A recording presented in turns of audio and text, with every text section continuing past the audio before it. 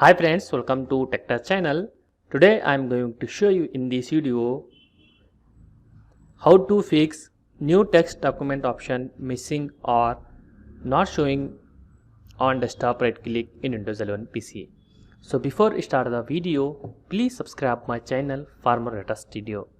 Guys, if you also facing this error, then I will show you how to fix this problem. First of all, open your notepad.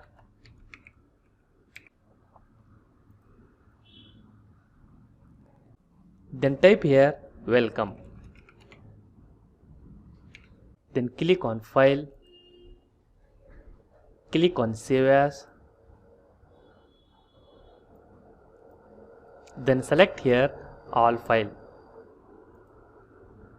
Then type my text file.txt. Then save on desktop, click on save, close this window. After doing this, restart your PC or laptop, fix your problem. That's it guys. So in this way you fix this problem. Thanks for watching friends. Hope you like this video. If you like this video, please like, share and don't forget to subscribe my channel.